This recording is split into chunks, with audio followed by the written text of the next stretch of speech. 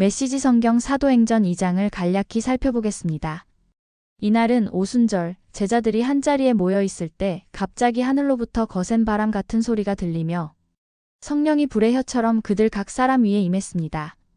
이 성령 충만함으로 제자들은 각기 다른 언어들로 말하기 시작했고 그 소리를 들은 각국에서 온 사람들이 놀라며 몰려들었습니다. 당시 사람들은 도대체 어찌 된 일이냐며 혼란스러워했지만 몇몇 사람들은 조롱하며 제자들이 술에 취했다고 말했습니다. 이에 베드로가 나서서 설명합니다. 이 현상은 바로 선지자 요엘이 예언한 성령 강림의 성취이며 예수님께서 죽음에서 다시 살아나셨고 하늘로 올라가셨음을 증거하는 일이라고 강력히 선언합니다. 그는 회개와 세례를 통해 죄사함과 성령의 선물을 받을 것을 권면했고 그날 약 3,000명이 회개하며 세례를 받고 신앙 공동체가 시작되었습니다.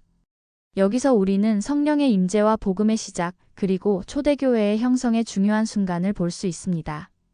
감사합니다. 메시지 성경 사도행전 2장 말씀으로 들어갑니다. 강한 바람 같은 소리. 오순절이 되었을 때 그들이 다 함께 한 곳에 있었다. 난데없이 맹렬한 기세의 강한 바람 같은 소리가 났으나 그 소리가 어디서 나는지 아무도 알 수 없었다. 그 소리가 온 건물을 가득 채웠다. 그러더니 성령께서 들불처럼 무리 사이로 퍼졌고 그들은 성령께서 시키시는 대로 여러 다른 언어로 말하기 시작했다. 마침 그때에 예루살렘에는 많은 유대인들이 머물고 있었다. 그들은 세계 각지에서 모인 경건한 순례자들이었다. 그들이 그 소리를 듣고 서둘러 달려왔다. 그런데 그들은 각자의 모국어로 들려오는 소리를 듣고 크게 놀랐다. 도무지 무슨 일인지 영문을 알 수 없어 그들은 이렇게 되뇌었다. 이들은 다 갈릴리 사람들이 아닌가? 그런데 이들이 하는 말이 우리 각 사람의 모국어로 들리니 어찌된 일인가? 바데 사람, 메데 사람, 엘람 사람, 메소포타미아, 유대, 갑바도기아, 본도와 아시아, 부르기아와 밤빌리아, 이집트, 구레네에 속한 리비아 여러 지역에서 온 방문객들, 로마에서 이주해 온 유대인과 개종자들, 크레타 사람과 아라비아 사람들까지 이들이 우리 언어로 하나님의 능하신 일들을 말하고 있지 않은가? 그들은 머리가 혼란스러워 갈피를 잡을 수 없었다. 당황해서 도대체 이게 무슨 일이지? 하는 말을 서로 주고받았다. 그런가 하면 이 사람들이 싸구려 술에 취했다고 놀리는 사람들도 있었다. 베드로의 설교. 바로 그때에 다른 11 사도의 지지를 받은 베드로가 일어나 무척 긴박한 어조로 말했다.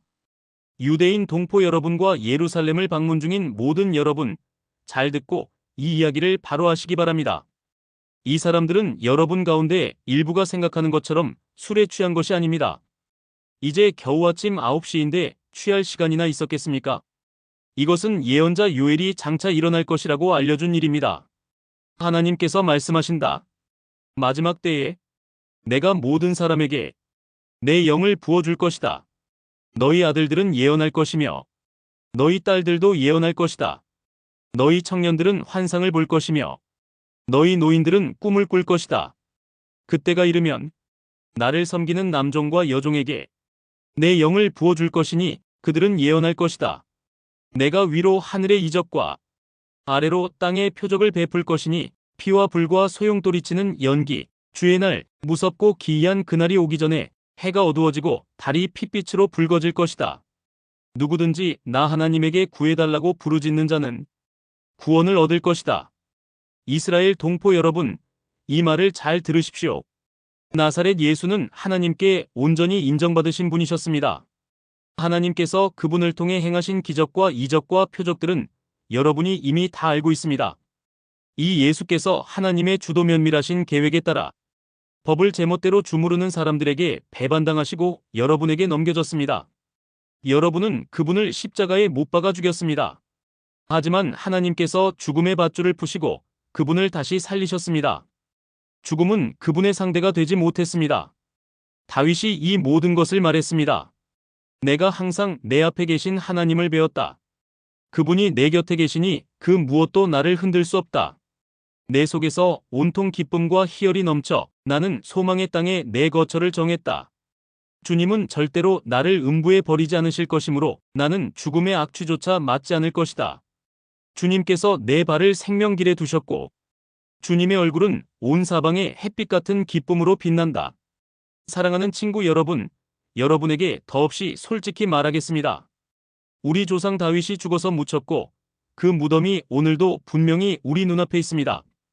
그러나 예언자이기도 했던 그는 자신의 한 후손이 나라를 다스릴 것이라고 하신 하나님의 엄숙한 맹세를 알고서 먼 장래를 내다보며 메시아의 부활을 앞서 말했습니다. 음부에 내려가지 않고 죽음의 악취를 맡지 않을 것이다라는 말이 바로 그것입니다. 이 예수를 하나님께서 다시 살리셨습니다. 여기 있는 우리가 다 그 일의 증인입니다. 그 후에 예수께서 하나님 오른편 높은 곳에 올려져 아버지께서 약속하신 성령을 받으시고 그 받으신 성령을 우리에게 부어주셨습니다. 여러분은 지금 그 일을 보고 듣고 있습니다. 그래서 다윗은 자기가 직접 하늘로 올라가지 않았지만 이렇게 말했습니다. 하나님께서 내 주님께 말씀하셨다. 내가 내 원수들을 내 발판이 되게 하기까지 너는 내 오른편에 앉아 있어라. 그러니 온 이스라엘 여러분, 이것을 아십시오. 여러분이 십자가에서 죽인 이 예수를 하나님께서 주와 메시아로 삼으셨습니다. 더 이상 의심할 여지가 없습니다. 듣고 있던 사람들이 마음속 깊이 찔려서 베드로와 다른 사도들에게 물었다. 형제 여러분, 그러면 우리가 이제 어떻게 해야 합니까? 베드로가 말했다. 삶을 고치십시오. 하나님께로 돌아와서 여러분 각자가 예수 그리스도의 이름으로 세례를 받으십시오. 그러면 여러분의 죄가 용서받습니다. 성령을 선물로 받으십시오.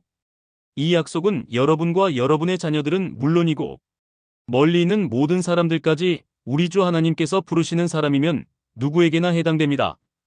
그는 이렇게 한참을 더 말하며 그들에게 간절히 권했다.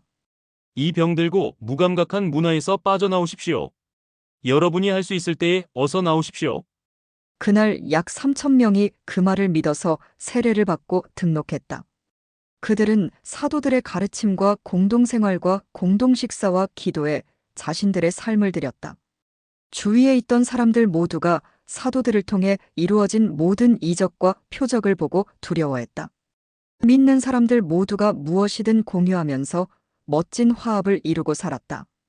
그들은 자신들이 가진 것은 무엇이든 팔아 공동자원으로 이용하면서 각 사람의 필요를 채웠다. 성전에서 예배를 드리고 나서 집에서 식사하고 하나님을 찬양하는 것이 그들의 하루 일과였다. 식사 때마다 즐거움이 넘쳐 흐르는 축제였다. 사람들은 그 모습을 좋게 보았다. 하나님께서 구원받은 사람들을 더하셔서 날마다 그들의 수가 늘어났다.